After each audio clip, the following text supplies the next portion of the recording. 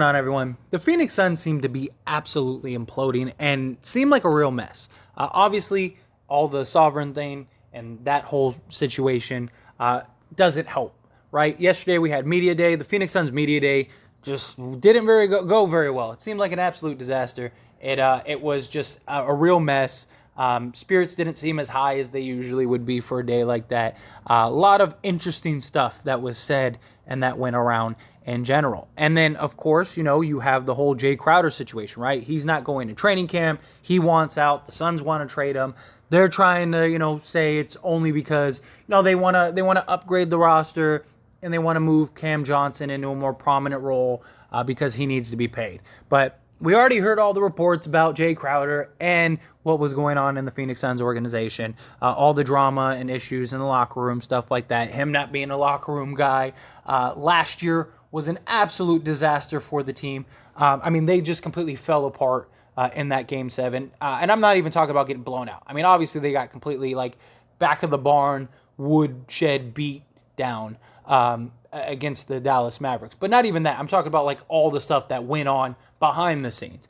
DeAndre Ayton refusing to go into the game, getting benched, all that drama, him trying to leave, Jae Crowder, him getting into it with guys and stuff like that. And it seems like they are really imploding. And the thing is that this is something that I've been saying for a while. And even before the whole Robert Sovereign thing, right? Before that whole situation, I was like, look, Phoenix, I think is going to take a step back. I don't think they're not going to be a playoff team or anything, but I definitely think they take a huge step back. And I think their window is closed. I didn't have the channel that I have now when I did, but I remember after they lost the finals, I was like, that's it. I don't see them. I think they had their one shot and they didn't do it and they blew it. And it's only gotten worse since then, right? And it just continues this trajectory of just going down. And we even got another report today around DeAndre Ayton that he hasn't even talked to the head coach since Game 7. Hasn't even said a word to the guy. That's not good when your star young center is that. And then you had all the drama in that Game 7. He doesn't want to be there. He basically quit on the team and refused to go back into the game. He ends up getting benched, and it's just an absolute mess. He clearly wants out. The Suns clearly wanted him gone, but they waited too long, and then the Indiana Pacers called their bluff, and they had to match. And so now they're stuck with DeAndre Ayton. And now do you trade him at some point, at the trade deadline, or do you keep him? What situation happens? Does he try to force his way out, although he just signed a new contract? But do you really want a guy that clearly doesn't want to be there? And then even in media day, when he's talking about his new contract and everything, and he could just not look less thrilled to be with the Suns. I'm sure the whole, owner situation is not helping everything that's going on. I'm sure a lot of these guys just don't even want to be a part of this team until he actually sells it. It's just an absolute disaster for the Phoenix Suns. And I don't see how they fix this. I don't see how they right the ship. I don't see this getting any better. I think that I think their window came. I think their window came and went. I think sooner or later, DeAndre Ayton is going to be on a different team. Chris Paul's only getting older. Devin Booker, how long does he stick around for? It's tough. Especially when you got multiple guys that just don't want to be with the team.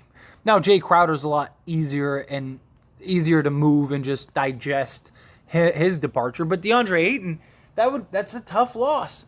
Man, that's a real tough loss. That's a real tough loss if they end up having to trade him or something like that. They got him for several years, so, not like he can really force a trade. But, again, do you want a guy on your team after the underwhelming performance, especially if things aren't going good?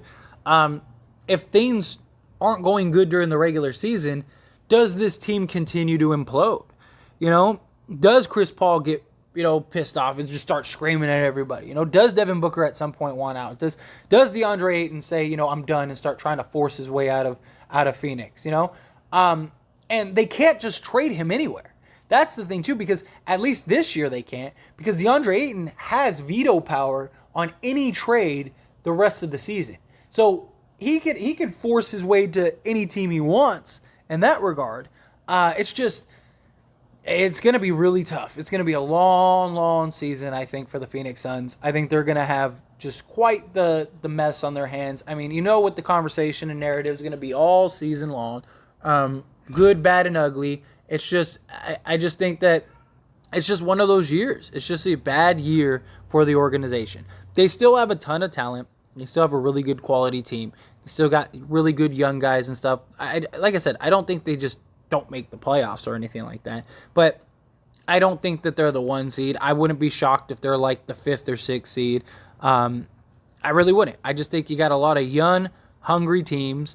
You got a lot of teams that have gotten better, that have improved.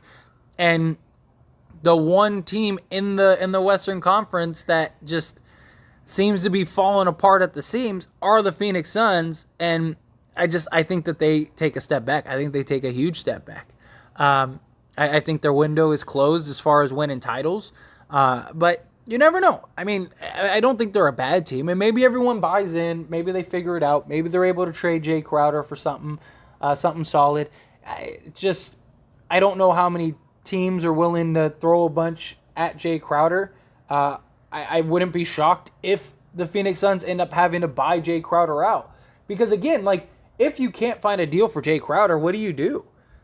You're going to bring him back? Like, I don't think you have a choice. I think you got to buy Jae Crowder out. And then he probably goes to Miami, and it's just, I don't know. I mean, obviously you want to get something back for him, but teams know everything that's going on. Teams aren't stupid. They know that you're desperate. They know that you have to do something. And it's a real tough position for these Phoenix Suns to be in, for sure. But anyway, as always, this is a discussion, so I want to hear from you. Let me know your thoughts and opinions down in the comment section below. What do you think of the Phoenix Suns? Do you think that they just completely melt down and implode this season? Do you think that they could still be a top team? Where do you think they end up trading Jae Crowder? What do you think they end up doing with DeAndre Ayton? Do you have concerns that he hasn't talked to the coach since Game 7? That's a long time.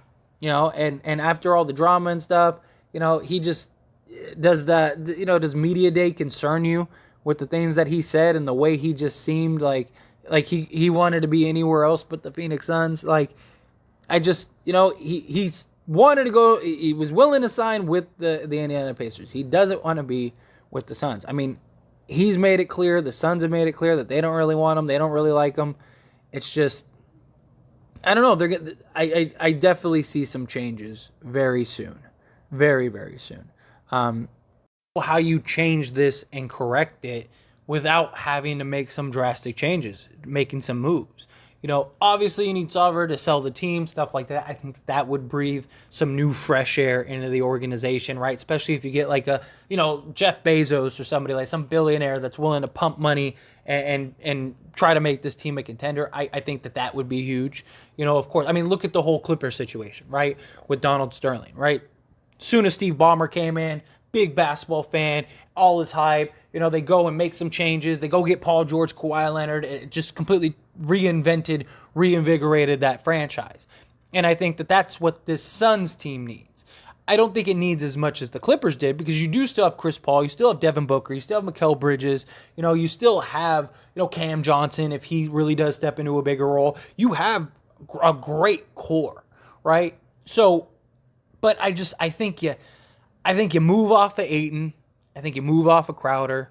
I think you try to go find that piece. I think that there's a team out there that would look at Ayton and go, he's a young, 2010 center that could be the building block of our franchise for the next several years. I wouldn't be surprised if Phoenix ends up putting their hat in the ring again for Kevin Durant.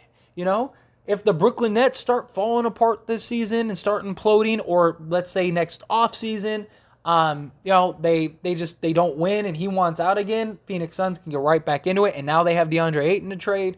So I wouldn't rule that out, but that doesn't fix the problem this season, which I think is the big issue. How do you fix the problem this season? But anyway, again, however you feel about it, I'd love to hear your thoughts and opinions. What do you think the answer is? Do you think the Suns are good this year? Do you think they're bad this year? Do you think they're somewhere in between? Do you think their title window closed? Do you think it's still open? Whatever your thoughts and opinions are, good or bad, love to hear them down in the comment section below. Quick little shameless plug, go subscribe to my second channel, link down in the description below. As it stands, Lakers, I am a diehard Laker fan. I love talking Lakers. I could talk Lakers all day, just like I could talk about all sports all day. And I'm sure many of you watching to this point enjoy my commentary, enjoy these discussions. So go check out the Lakers channel. Even if you're not a Laker fan and you just like hearing me talk about stuff in basketball, go over there and subscribe. I'll link down in the description below. I promise you won't be disappointed. That being said, hit that like button. Helps me out a lot, lets me know you enjoy these types of videos, and I truly appreciate it. If you're not subscribed to the channel, hit that subscribe button, followed by the bell notification. Stay up to date with all things sports. Join this wonderful community and all of our discussions. I'll see you all in the next one. Thank you.